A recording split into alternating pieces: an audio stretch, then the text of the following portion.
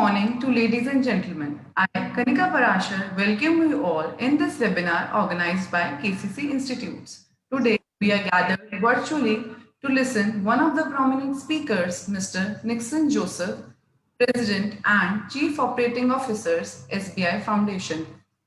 Thank you, sir, for joining us today. In this meeting, we also have with us our director, Professor Dr. Bhavna Agarwal, ma'am. Our speaker for the day would talk about the topic challenges in startup and entrepreneurship. Starting up a business is a major accomplishment for some business people, yet keep up the business at the success bar is the biggest test. So there are numerous difficulties each business faces, whether they are big or small. Now I would like to request our director ma'am to introduce the speaker to the audience. Over to you, ma'am. Thank you, Kanika. A very good morning to one and all present here. Nixon Joseph, President and Chief Operating Officer, SBI Foundation, is a postgraduate in English Language and Literature. Joined State Bank of India in 1985. As a career banker, he has extensive experience in various areas of banking like corporate credit, retail operations, international banking, and so on. He has worked all across India. He was also Manager Operations, SBI, Bahrain, and Chief Executive Officer, SBI Tokyo Branch. He is a certified credit professional, certified banking compliance professional, and certified information system banker. His interest in long distance running has led to his completion of 49 full marathons, 42.195 kilometers. Thus, being the only official among the 1.1 million bank employees in India to have the achievement, making him popular as SBI Marathon legend.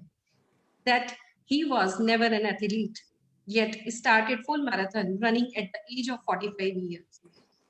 In spite of lockdown, he dared to complete 7 full marathons by jogging inside his apartment, giving the message that where there is a will, there is an inspiring will. As a coordinator, SBI Youth for India Fellowship Program, he was instrumental in inspiring and mentoring. He has been mentoring many social entrepreneurs units started by SBI Youth for India Fellows.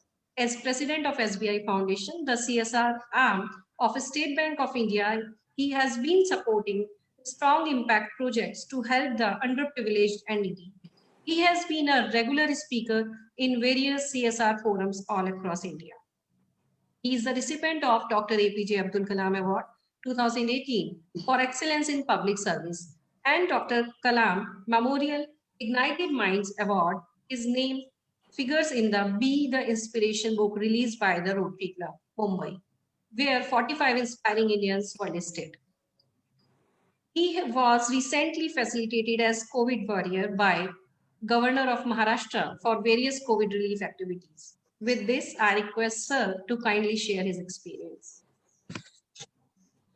Good morning, everyone. And at the outset, thank you, Professor Bhavna Agarwal, for that detailed introduction. And thank you, Professor Kanika and Professor Aarti, for your presence.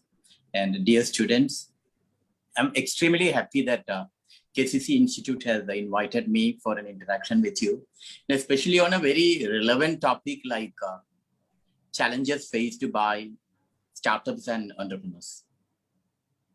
Like during the time when I was in college and long back in 1980s, we never heard about startups and all. We were all under the belief that anyone who studies in the college has to secure a government job or a private sector job and settle in life. And even our parents, teachers also would not have thought about encouraging something entrepreneurial. But times have changed. Now we hear very often startups are becoming unicorns. All of you know that when the market value of the startup is more than 1 billion, we call it a unicorn. In India itself has so many unicorns have come. When Byju's educational app, it's just like a start, that was also a startup. Now it has become a unicorn. It is raising billions of funds. So all these glamorous stories are impressing our youngsters. So we find that be it IITs, professional institutions, or even regular colleges like KCC, or any young person would like to start a startup, and no one looks down upon it now. Earlier days, when you are going to do some business or go as an entrepreneur, people were hesitant to accept that idea. But now a lot of encouragement is there in when someone tells that they want to become an entrepreneur or a startup, people are there to encourage it. And the ecosystem is also favoring it. As many of you know, India is having the third largest startup ecosystem in the world after US and China. That is something to be very proud of. And after independence, the government had focused on developing the public sector. So much of entrepreneur talents were not encouraged.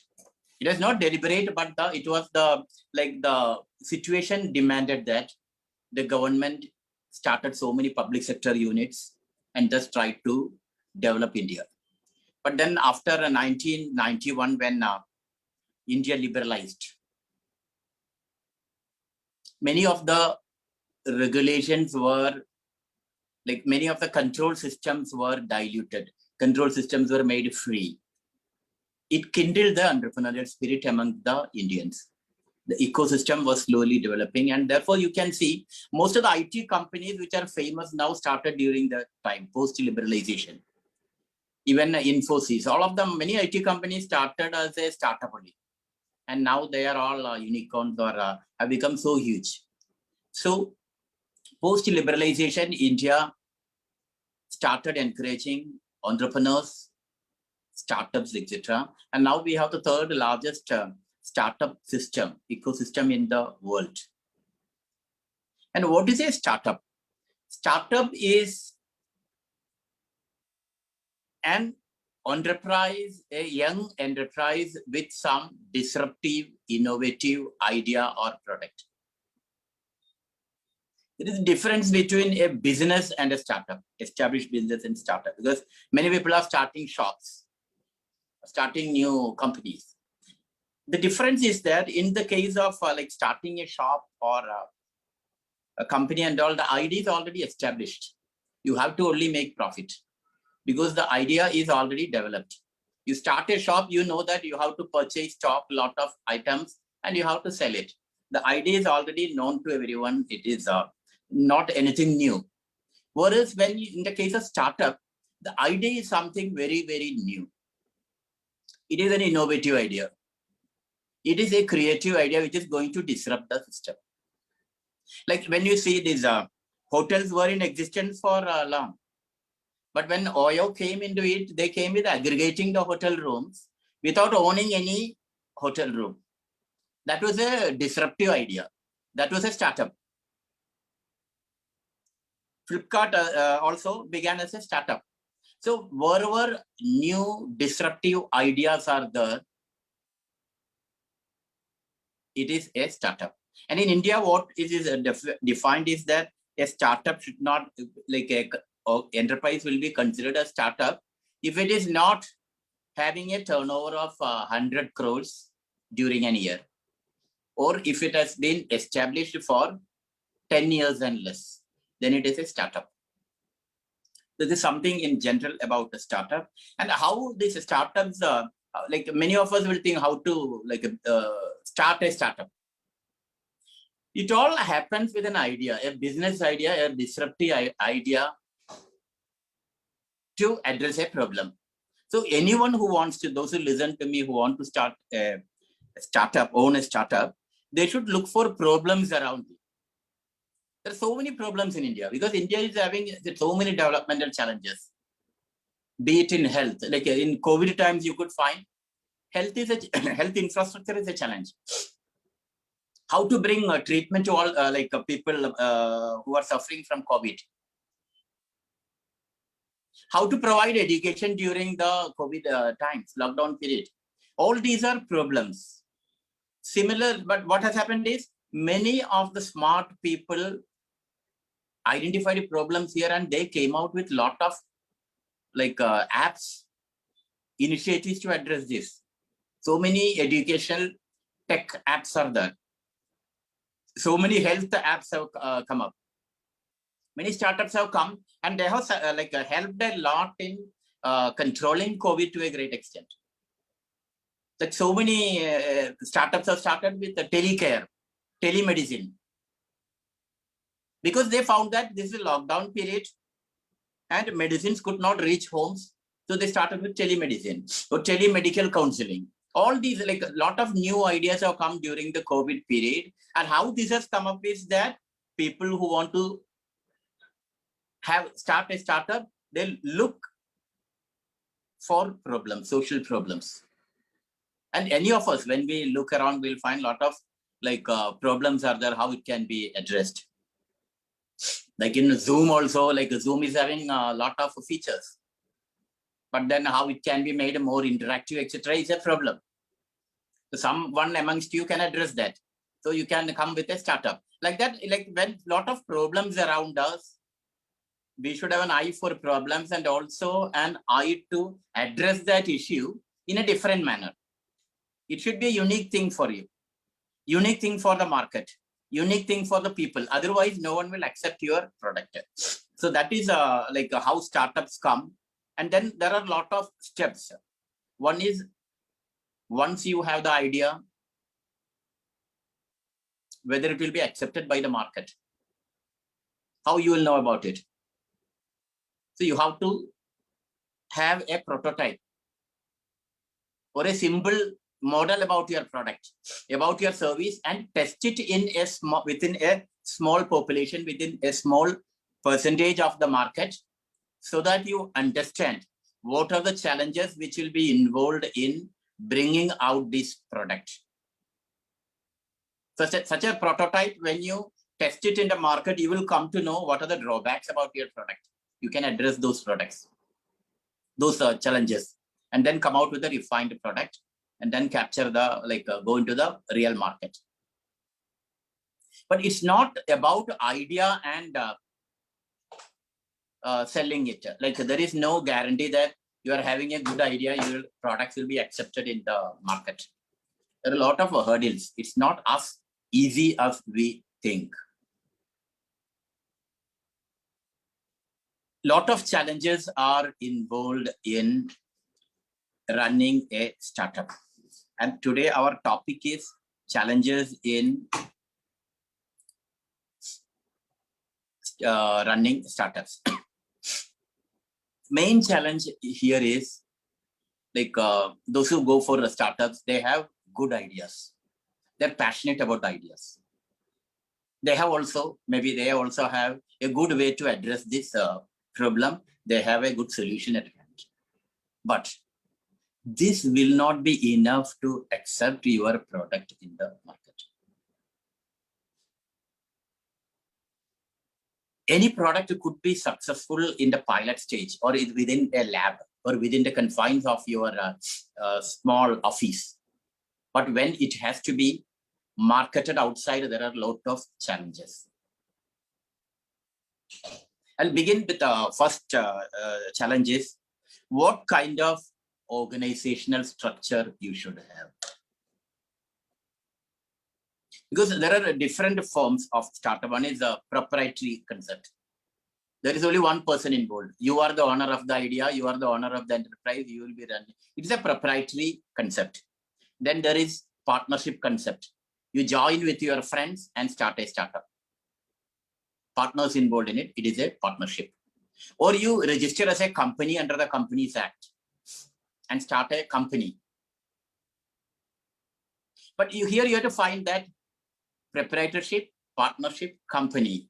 If you see the hierarchy, as you go up, you get more recognition, more acceptance. If you're a single man proprietary concern, one main drawback is that all your assets are liable. Even if you incur, you have borrowed some money from the bank for your startup. and the startup fails, the bank will recover the money not only from the assets of the startup, from also your personal assets. That is a problem with having a proprietary concern organization setup in a startup. Because you are liable, you you're personally liable for everything. When you come to a partnership also, almost same. Partners' assets are also liable for the liabilities. But then there is a limited partnership also is there. That is a format which many of the people these days accept, where only the assets of the startup are liable. If something goes wrong with the startup, borrowers can, or your lenders can take whatever assets of the startup and go. They don't have a hold on your personal assets. Your house, property, everything is safe when it is limited liability partnership. And then there is this company. You register as a company, as a corporate. One big saving grace is that your personal assets are away from company's assets. If the company is liquidated or the bank lender wants to recover money from your startup, it has to recover from the assets of the company only. You are not personally liable for the loss. So this is something about liability and all when it comes to starting a startup. Because unless you are familiar with this, you may go for a wrong organizational structure and land in problem. But there is, and though the liability is less when it comes to a company, you should remember one thing: when you register as a company, you have to submit a lot of returns. You have to submit a lot of compliance are there. Lot of audits. You are subject to a lot of audits. Whatever change you make in the startup or anything, you have to submit a lot of forms with the registrar of companies. But then you are able to raise more funds if you are a corporate. As it goes down from partnership to proprietorship, the ability to raise funds comes down. And here I will tell you the most important resource required for a startup is funds, money. When you have an idea, when you make a simple product, okay, you can borrow money from your friends, relatives, or whatever savings you have and start a prototype of the product, or even do sales in a small manner. But as the market picks up, as there is a lot of demand for your product, you have to scale up your manufacturing or activities, then funds are required. And many startups fail because they are not able to raise funds. Though we hear about many investors buying a startup or investing millions in a startup and all, these are all very, very rare. And also, it becomes very difficult to convince an investor at the startup stage, at the beginning stage. How many of you will invest in a startup at the beginning stage? No one will invest. I will not invest because there is a lot of risk involved. We don't know whether the product will be successful. The product may be successful in small markets. It may not be successful in huge markets. And so I am not ready to part with my money. I am not ready to invest in such a startup. So raising funds is a big challenge. So how you will be able to raise funds? One is the usual thing is borrowing from friends, relatives, etc. Your own savings. It's called bootstrapping. Second will be some investors, angel investors could be ready to invest in your startup. But in that case, you should be able to pitch it very, very well. You should be able to convince the investor that your unit is worth investing. Your startup is worth investing. If you invest in my startup, because of the business plan I am having, because of the revenue generation capability, you will be able to get sufficient return for your investment and your investment is safe. For that, you require a good pitching skill. Your idea should be very convincing, and also you should be able to market your startup and yourself, your idea also. here also many of those who start startups fail because they may be very good in their ideas, passionate about their ideas, but marketing your idea is a different ball game. Marketing your product is a different ball game. Marketing your startup to an investor is a different ball game. It's quite challenging. And I should tell that unless you meet hundreds of investors, you won't be able to elicit interest even by from 1 or 2 investors. That is a challenge. It's not as easy as we see pictures in Facebook or social media.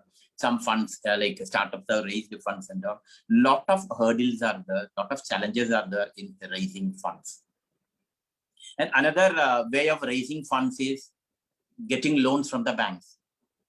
But here also it is quite challenging because banks do not want to take too much risk. Banks may ask for security, collateral security. I'm ready to give 1 lakh loan to you, but give me what is the collateral security you'll be able to give me. Third way of raising funds will be crowdfunding, where you can raise funds from so many people, so many sites are there, online sites are there, crowdfunding sites are there, where you can tell that you are going to start a startup, you are finding a problem in raising funds and all. Those who are interested in this startup may invest and all. You get a lot of, many cases people are able to raise lakhs of rupees from crowdfunding. Then government also, as part of the Startup India scheme, has brought out a lot of schemes by way of grants or subsidies to support startups. So if you are registered under the Startup India scheme, or you have got approval from the DITT, Department of Industries, etc., you will be able to raise grants or subsidies for your startup. That is also there. So one of the big challenges is raising funds. And second is revenue generation. See, as the business grows, you require a lot of money for working capital, for improving your office, for purchasing a lot of softwares, paying salary, purchase the raw materials, payment of taxes, all these things require a lot of money. But here, you should not depend on outside funding alone to run your startup. Your startup should be able to run on itself. It should be able to generate funds on itself. So revenue generation is very, very critical. What happens is that because of lack of sufficient marketing, lack of acceptance of your product by the customers, the expected revenue may not be able to be generated. Then there is, your liquidity will get affected, and that will be the beginning of the end of the startup. So one challenge is to how to generate funds, how to generate more revenue in the startup so that you can run the startup by itself. But initially what happens, initial stages, it may not be able to generate money. So you should be able to have enough capital or enough funds from your friends, from your bank, from your angel investors, etc. So that even if enough revenue is generated for the first year, second year, third year, fourth year, you'll be able to run your startup. Third challenge which I find is not having a good team. See, what happens is that many startups that they are formed by 2-3 friends join together and start a startup. And they bring their net connections, friends and all. And a team is mostly of friends or people whom you know, etc. But what happens is that, see, friendship is good, but then when you enter a business enterprise with friends, you have to lay down the roles of each of the persons clearly. Otherwise, friends may turn into foes. It will be very difficult to run a startup, even though you are having friends as partners. I've found it in various cases. See, what happens is that friendship is fine as long as it is telling just hi, everything. It is fine from the outside. But once you are in the business of business, friendship alone may not help. Each person should have an appropriate skill to run the business. Otherwise, a lot of murmurs, lot of discomforts arise. So when you start a startup, even though it is with friends, with relatives, you should note down in a document what are the roles each person should play. Then it will be very, very clear. You should note down how much of income will go to each of the partners, how much of income revenues will be go to or will be shared, what proportion the profit will be shared. What is the responsibility of each? Oh, everything should be laid down and it should be clear. I have found many startups fail because after a few months, few years, the friendship breaks, the startup breaks. This is something. And having a good team is very, very important. See, you are 3 friends from maybe KCC college, they formed a startup. What happens is all 3 of you are good in commercially.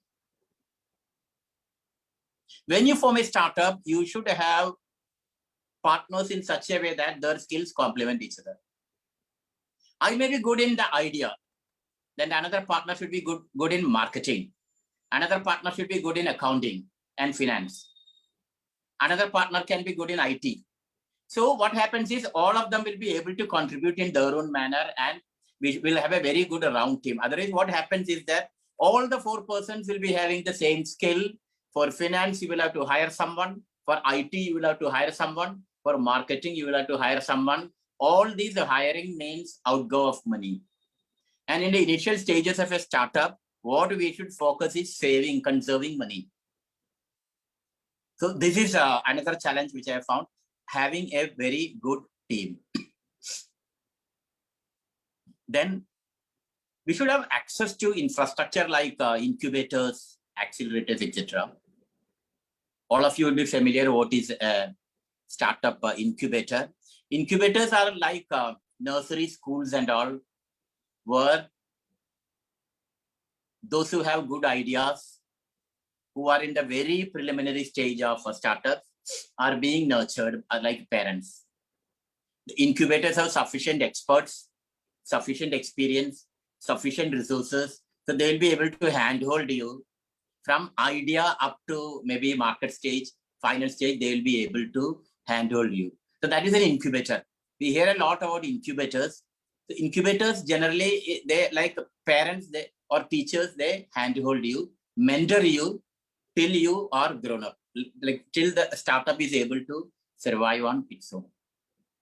So that is the work of incubators. And accelerators speed up things. Accelerators are almost not the beginning stage of startup, but startups which have gone ahead, but they have not acquired that much growth. So such cases, accelerators will be able to accelerate the growth. They'll be able to accelerate the resources available, means speeding up. So you should be able to have good contact with accelerators and incubators. That is something many startups won't have the networking ability or contacts to be in touch with incubators or accelerators. And also one thing is that don't think that you are having a startup idea, immediately incubator will come and help you. So it's very difficult to be accepted by incubators also. The incubators should feel convinced that your idea is something which can be pursued, you are passionate about it, provided mentoring support is given, this idea will take shape. So it's not that the incubators also are just accepting every idea. No, they should also feel convinced that your idea is worth supporting. So these are all all these becomes challenges while we have a startup. Then another thing is creating awareness about your product in the market. You may be having a good product, but if the market is not aware about the uniqueness of your product, about why people should buy your product, why people should use your service, then the market won't expand. So how to create awareness in the market? Like presently now, social media, digital media, marketing, or TV channels, a lot of ways are there in which, by which you can market your products. So marketing products is also something very, very important. And many startups fail because their products are not like very popular in the market. Another challenge is that most of the startup founders leave the project after few months, few years. This is something you have to bear in mind before you go for a startup. It's not very easy. It's very, very tough to start a startup, run it, and make it a unicorn, or at least make it successful. It requires a lot of determination. It requires a lot of resilience. Nowadays, I found even youth children, they get disappointed by the smallest failure. So you find a lot of suicides also happening, lot of frustrations because people are not resilient. One small disturbance in your thought, one small discomfort, I find youth surrendering to it. But those who go for startups, they should be very, very resilient and determined. Lot of hurdles will be there, but still, since I'm passionate about the idea, I'm going to do it till the end. I will see that it reaches a finishing point. So the tenacity of the founders of the startup is a very, very important thing. Another challenge is you're good in ideas, products, everything, but you are not aware about the regulations. You cannot easily have a startup, run it, make profit and go. No, every activity in India is regulated. Lot of regulations, lot of rules are there to comply with it. Environmental laws are there, labor laws are there, intellectual rights are there. All these you have to comply with. Therefore, one of your partners or there should be some resource person to help you in complying with the rules and regulations. Another important factor in running startups is you should have mentors. You should have right mentors to advise you at every stage.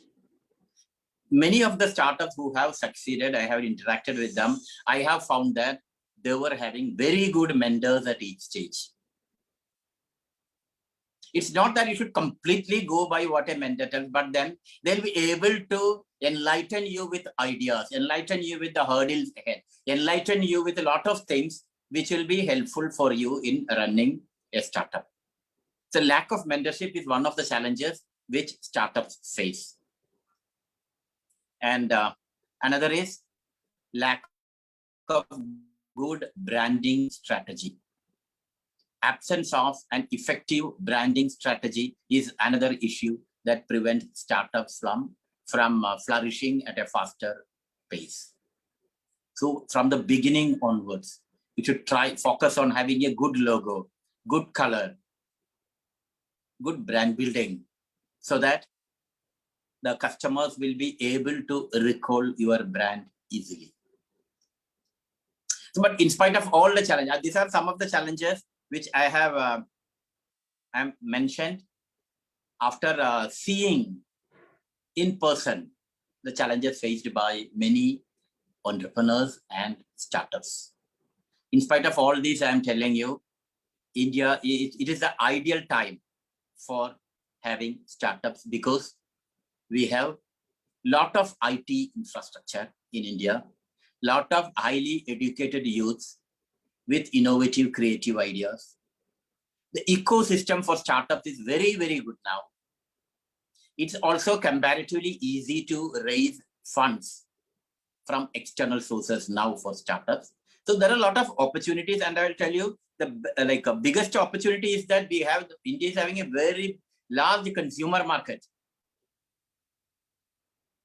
almost 40% of the population are youths, means they're ready to accept apps, technology-based initiatives very easily. And the government is also, both at the center and the state also, are very, very encouraging to have facilitate startups. So it's an ideal time to have a startup. But then I will close here by telling that only those who are very, very passionate about the idea which they are having in mind, very confident about the solution you are having in mind to that problem. And also, if you are having as much determination to see that in spite of all the hurdles, I will drive this idea, I will drive this startup. Only such people should venture into startups. I'll just relate it to my marathon running also here. It will give you a good idea about why I tell about challenges in startup and how it can be overcome. See, till 45 years, I was not into any physical activities like running, athletics, or workout, nothing like that. At the age of 45, I thought that I should be different. I should be different from all the 250,000 officials of SBI. I thought I should provide inspiration to others. How to provide inspiration?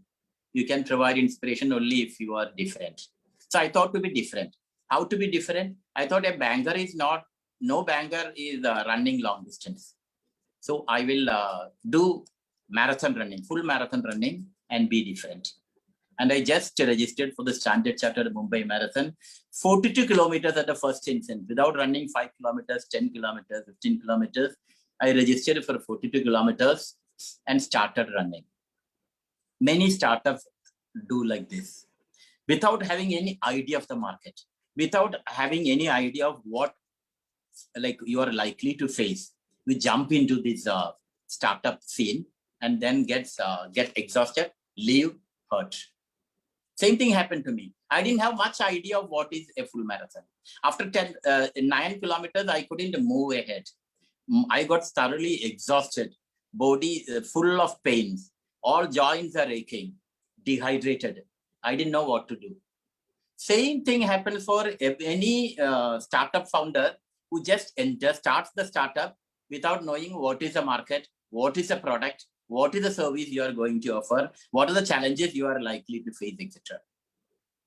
But then at 10 kilometers, I thought if it was so easy, everyone would have completed a marathon.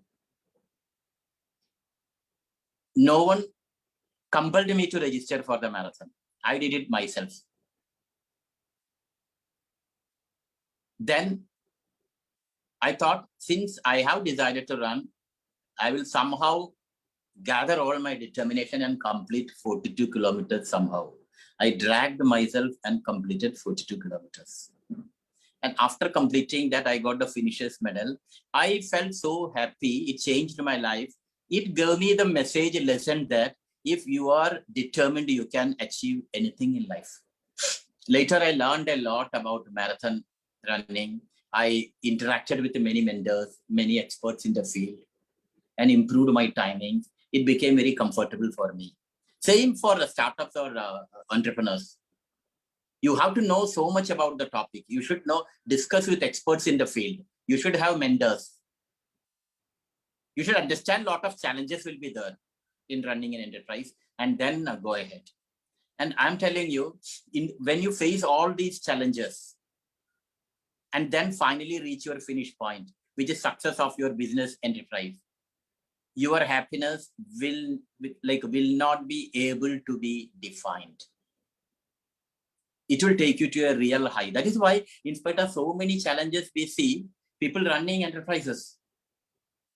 Because once you reach the fruits of your labor, you get so overjoyed, so satisfied. So I continued my running in spite of a lot of hurdles, challenges, etc. And I already told in the profile, I completed 49 full marathons, from zero running to 49 full marathons, mainly because of the determination. And I will tell you, I have not taken to running to be a fitness icon. Many people tell to me that you are a fitness icon because you are running marathons and all. No. Why I did marathon was to face the challenge of covering 42 kilometers. So I do more than 4 full marathons per year because every 2 months, 3 months, I have a physical mental challenge before me. And when you are facing or preparing to face a physical mental challenge, or when you face the challenge, you get more excited in life. I work in office also. All these, it cannot be isolated. If you do good in marathon running, you will be good in various other aspects of life also. Now, I'm not telling you should all run marathons. What I'm telling is you should all have some hobbies like music, drama, public speaking, painting, gardening, or some activity along with your studies, so that when studies get routine or bored, there is something to look forth which will give you excitement. And once you are getting excited, happy with your other interests like gardening, music, dancing, etc., you will come to studies with more eagerness, more enthusiasm. Something I'm telling from my life also. All these will complement each other. My marathon running is helping me in work. My work atmosphere is helping me in marathon running. All these complement and supplement each other. So I will stop here, and I look forward for some questions from your side. Thank you so much, sir. Sir, I will take the questions of our participants. And the very first question I am getting is, what are the risks involved in starting up a new business in such a scenario like pandemic? See, every scenario, even if with pandemic or without pandemic, when you start a business, it is very risky. Every business is risky, and I will tell you, not only business, everything, whatever we do in life is there is a risk attached to it. But then when you start business, since investment is there is a lot of risk associated with starting a business. One is the uncertainty of income flows. That is the biggest risk. You don't know how your product is going to be received in the market. Okay, you are having a very good product. You are very sure it's going to be received in the market. Second, there will be dozens of competitors who will come immediately. So your product demand comes down when there are many other competitors. You have to be always on the toes to be one step above, one step in front of the competitors, so that your product is always accepted. Then there could be a lot of surprise like this, the pandemic. It has upset many businesses. So many businesses were closed because of the pandemic. So risk associated, like I will tell you, there are risks before pandemic also. There are a lot of risk in running the business. As I already told, when you should have a good team, you should comply with the rules, you should have a good market, your product should be accessible, your product should be something unique. Your product should be a good quality. Your customer service should be very good. All these are risks because many of these things in enterprises fail. Added to it, pandemic, one thing is you cannot, marketing in sales in person cannot happen. Logistics have suffered. So in the pandemic situation, one thing is you have to introduce more of technology into your business activities. You have to introduce more of technology into every aspect, so that though you can't meet people in person, though you cannot deliver things in person, you should be able to deliver things online. And that is, you can see many of the online e-commerce sites have flourished during pandemic. That is a lesson for those who are starting business during pandemic, that we have to invest a lot in technology, because people won't be coming to your stalls or depots, storeroom, shops and all, because of the fear of pandemic. So you have to find a way to address all this. So what I find that one of the risk which has been added is that people won't be able to come to your showrooms or stalls. To find a way to address it by introducing more technology and online sales. Thank you so much, sir. The very next question, sir, we are getting here is, what do investors look for in a startup? See, any investor looks for returns. One thing is whether your enterprise will be able to generate sufficient returns. One. Second thing is whether you are very strong about your idea.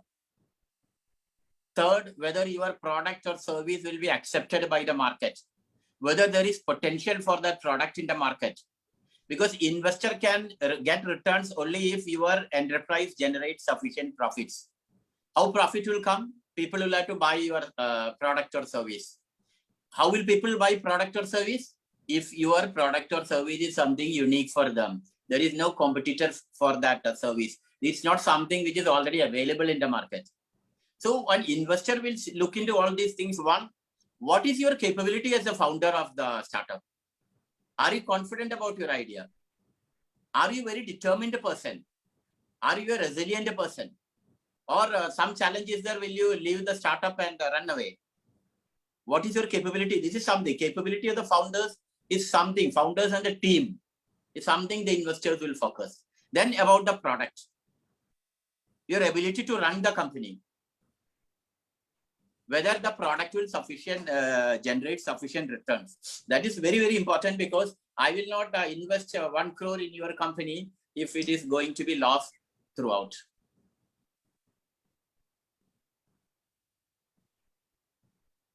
So thank you, sir. I think that is very good information for our students also. And the next thing, sir, I and our students would like to know that what are the various forms of funds and loans available in the market right now for startups? See, there are a lot of, compared to earlier times, lot of sources are available for funds for the startups. And the first source I already told is your own savings, because you can take a risk with your own savings. Yes. When you borrow from friends or relatives, when they don't receive the money within 3 months or 1 year, all relations will be off. So first thing is your own money. Second is borrowing from friends and relatives. Third is the bank loans. Fourth is there are various organizations like SIDBI, NABARD, or various organizations which are ready to give grants. Means free, it's almost like free donation, seed money, capital money to startups. Then there are angel investors. There are people with angel investors are people who come like angels to help the startup. That is, they have a lot of money. So they are ready to invest in your startup, provided it appeals to them. But always remember that whenever you receive investment, you have to look into what is the attitude of the investor. I may invest the money in your startup and tell you and take control of your startup and tell you do all these things. Your freedom is lost. You can't decide whatever you want to do if the investor is intruding too much into your business strategies. So this also you have to keep in mind when you receive money from investors. Some investors are from the first day, they may demand returns. First day onwards, they may start interfering in your activities. So all these also are challenges which a startup founder will face. It's not like someone is so kind-hearted, he will invest 1 crore and wait for the returns to happen. No, at every stage, he may interfere in your management also. So this also you have to keep in mind. Another is crowdfunding is becoming very common when you want to raise small amounts of money. Because we have a program called SBI Youth for India Fellowship, where youths start social enterprises. And I have found that like for raising 3 lakhs, 4 lakhs rupees and all, they go to this crowdfunding site. We have got a Kitto. Kitto is there, kitto.org. So like that, many crowdfunding sites are there, where many people donate 100 rupees, 1000 rupees, etc. A lot of people donate into this pool, and the crowdfunding is one source which I have found. Then many venture capital funds are there who also would like to invest in the startup. And many investors, when they invest, they may also ask for shareholding in the startup. So like it's not like for everything you do, there is some kind of reaction will be like effect will be there, collateral effect will be there. You borrow, like use your money, you don't have anything to do. But if you borrow from friends and relatives, they may put pressure after some time. If you borrow from investors, they may ask for returns. They may ask for a capital shares in your company. I want 50% shares in your company or 25% shares in your company. So all these you have to be ready. But there are various sources of funds for investors, like startups now. So that won't be a great problem. But one, again, I will tell you, it's quite challenging. I told you, you get a loan from the bank. It's not that easy. You go and banker will give you the loan. There also you'll be subject to a lot of due diligence, lot of questions. Added to it, maybe the attitude of the bank manager is not interested in giving loans. So all these are challenges which an founder has to encounter. Okay, sir. And sir, the next question is, what type of businesses can be started with the very least investment, very low investment? This I won't be able to tell because it depends on your idea and how you have to take it forward. How much investment will come depends on your business plan, etc. Only one thing I can tell is it's an ideal time to come with investment in a startup in various sectors, be it health. Lot of health related startups are coming. Education, lot of startups are coming. Logistics, tourism. All these areas, lot of startups are coming, retail sales, a lot of startups are coming. And this is an ideal moment where you can, main thing is you find a problem, how to address it in a unique way and have your startup. About your investment, it depends on what is your business plan. Whether you want to go in a big way in big markets, or whether you want to go to a small market. But one thing you have to understand is that unless you develop scales, unless you go for a big market, and you won't be able to survive. Because you have to pay to your employees. You have to have return for your investment. You have to have return for the time you spend for the startup. So your investment depends upon your business plan. How big an office you want, how big a market you want, how many employees you want to hire, what is the nature of your product, how much investment is required for capturing the market, how much money you have to spend to increase awareness about your product. All these have a bearing on the investment. So I won't be able to tell which will have least investment. I can only tell that it depends on your business plan. The very next question is, how should startup market his business? See, marketing, business, various, it's not a one way like that, because each product has got its own various ways of marketing each product, and where markets are there. Each product has a separate market.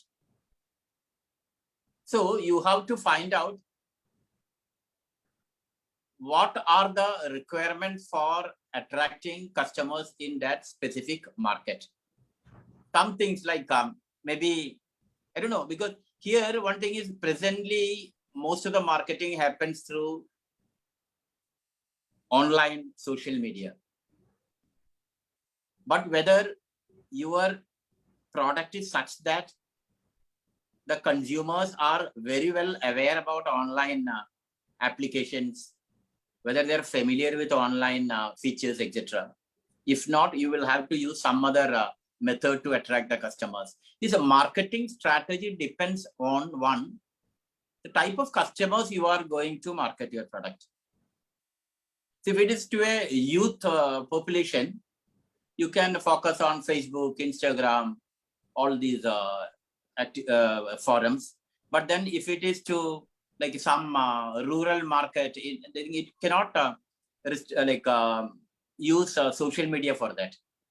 If it is for rural market, you have to find out appropriate strategies for that. See, I will tell you now, we are having this SBI Youth for India Fellowship. It is now open, online applications open for 2 months. So how to attract, where to market it? our people who joined the fellowship are highly educated youth, who are highly educated youth. One is youths who are studying in reputed universities like Harvard, London School of Economics, Columbia, IIMs, IITs, St. Stephen's, like that people are there. People who are employed with good institutions like PwC, Infosys, TCS, etc., who are leaving their jobs. So that is the market. So what we have decided is we will use only social media marketing, because this category of youth will be very familiar with social media. So we are focusing only on that. We are not going for marketing through TV, magazines, etc. Only here. So depending on your product, depending on the market you are looking for, you have to have appropriate marketing strategy. Sir, the next question is again related to this pandemic situation. What are the opportunities available for starting new businesses in this pandemic? See here, it's a very good question, and I'm very happy to tell that various people like very smart youths have come out with a lot of apps, applications, initiatives as a response to pandemic. There are so many, like we have supported many startups which were going for a mobile, a very cheap ventilator. Ventilators were like very costly, not available. Then one entrepreneur went for developing a mechanical ventilator, which is cheap.